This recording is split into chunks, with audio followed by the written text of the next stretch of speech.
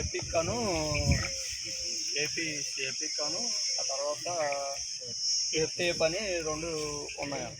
ఈ రెండు ప్రణాళికల్ని ఉపయోగించుకుంటే మనం ఇప్పుడు దాకా మాట్లాడుకున్నదంతా అందులో ఫ్రేమింగ్ చేసుకోవచ్చు.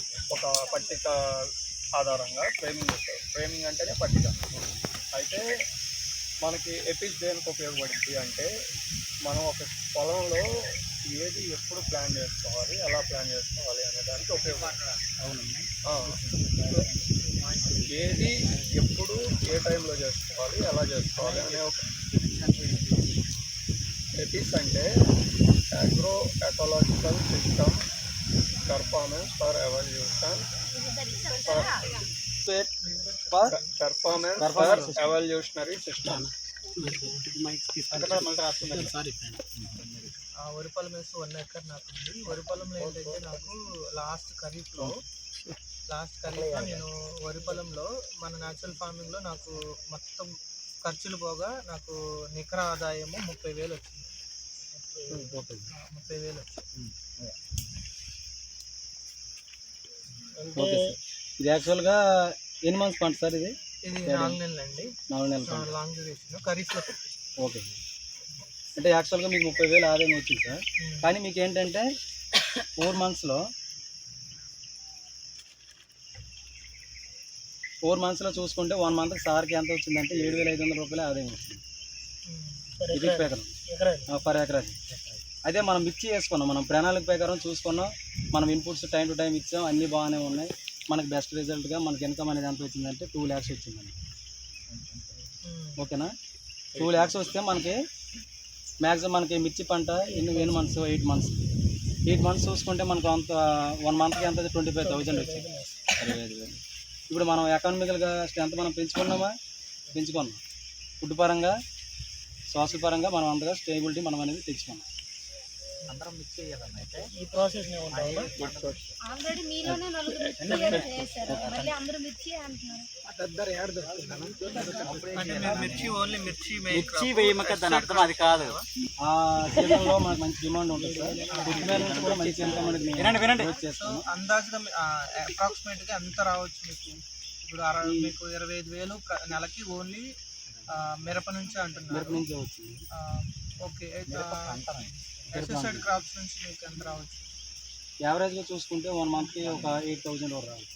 8,000 ప్లస్ 25,000 మొత్తం కలిపితే మీకు 33,000 వరకు వస్తుంది నెలకి.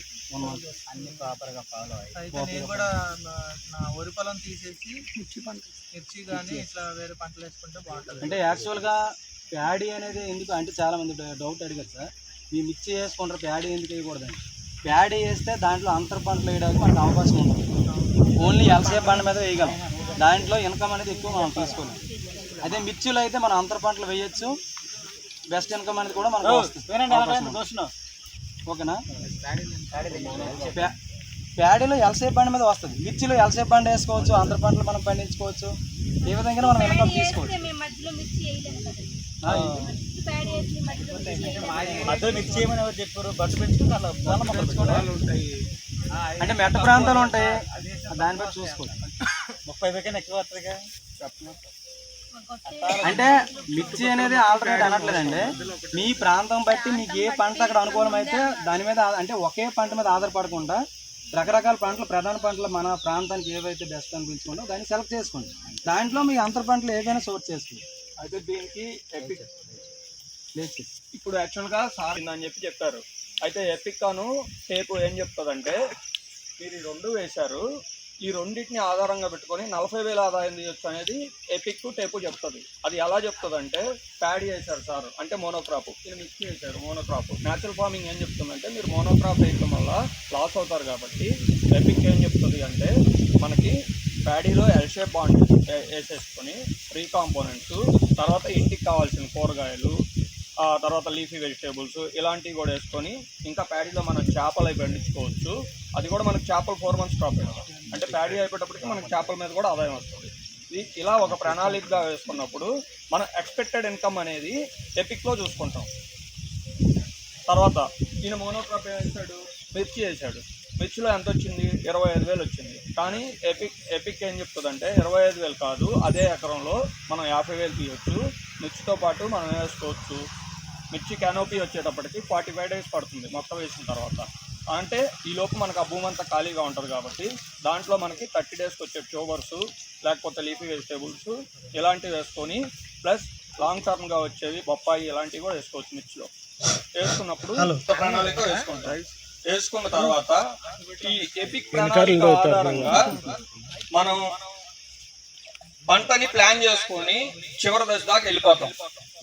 చివరి దశలో టేప్ అనేది ఏం చెప్తుందంటే మనకి అసలు ఈ ప్రణాళిక ఆధారంగా అనుకున్న విధంగా ఇన్కమ్ వచ్చిందా రాదా అనేది ఎగ్జాక్ట్ లెక్కని మనకి ఇచ్చేదే టేప్. అది ఎన్ఎఫ్లో ఉన్న ప్రణాళికల వల్ల రైతులు ఎకనామికల్గా, బయోలాజికల్గా, సోషల్గా ఆనందంగా ఉంటారు అనేది దీని అర్థం. చెయ్యాలనేది మనం చెప్తుంది. టేప్ అనేది ఆ పరిమాణంలో ఎలా ఎంత వచ్చింది, ఎంత క్వాంటిటీ వచ్చింది, దాని డేటా ఏంటనేది కొలుస్తుంది. సింపుల్గా చెప్పాలండి. అర్థమైందండి? ఏందో చెప్పు. ఆ టీం మెంబర్స్తో క్వశ్చన్ రైజ్ అయినా ఆన్సర్స్ వచ్చినా వాళ్ళే చెప్పుకుంటారు. వాళ్ళు చేసుకున్న డిస్కషన్ బట్టి మనకు అర్థం అవ్వాలి. మీ క్వశ్చన్స్ ఏమన్నాగా మళ్ళీ తర్వాత గ్రూప్ డిస్కషన్ అంతా అయిపోయిన తర్వాత అడగచ్చు. కానీ దానికంటే ముందే మీరు అడిగే క్వశ్చన్స్కి ఇక్కడ ఆన్సర్ వచ్చిందా లేదా ముందు మీరు వెరిఫై చేసుకోవాలి. నాకు చెప్పని ఆయన అడిగాడు, మా దగ్గర అంతా ప్యాడీ వేస్తారు మీరు చేసుకోవాలని చెప్పి క్వశ్చన్ చేశారు. ఆయన ఏం ఆన్సర్ ఇచ్చినాడు? ప్రాంతాన్ని బట్టి అదే దాంట్లో చేంజెస్ చేసుకోవచ్చు. అందరూ ప్యాడీ పెట్టినంత మాత్రం ప్యాడ్ ఒకటి వేసుకుంటే దాంట్లో లోపల ఇంక ఇన్నోవేషన్ మేము ఆలోచించుకోవాలి. ఇందాక అందరూ చేపలు పెంచుకుంటాం, ఎవరైనా వన్ టైప్ లేదు ఒక 20 cents వరకు ఎత్తి పెంచుకొని మళ్ళీ మొక్కలు పెంచుకోమని చెప్పారు. ఏదో ఒక ఆల్టర్నేటివ్ పెంచుకోవడానికి ట్రై చేయాలి. నాకు రాదు అని చెప్తే నువ్వు ఎందుకు? మాకు ఫార్మర్ అదే చూపుతారు కదా. అప్పుడు నీకు ఫార్మర్కి తేడా ఏముంది? ఇన్నోవేషన్ కింద మనం ఏం చేసి చూపిస్తామన్నది మనం చేయించాల్సింది. ఫార్మర్ లాగా రాదు అని చెప్తే నువ్వు నాకు అవసరం లేదని చెప్తాను సార్. ఎప్పటికైనా సరే ఉన్న ల్యాండ్లోనే వాతావరణ ప్రభావాన్ని బేస్ చేసుకొని ఏమేమి చేంజ్ చేసుకోవచ్చు, ఎట్లా చేసుకుని ఇన్కమ్ పెంచుకోవచ్చు అనే విషయం మనం ఆలోచించాలి. అట్లా ఇన్కమ్ పెంచుకోవడానికి చేసే వర్క్ అంతా ఏపీఎస్ అంటాం. ఏపీఈఎస్ వాళ్ళు ఏపీకి అని చదువుతుంది దాని నుంచి ఏపీఎస్.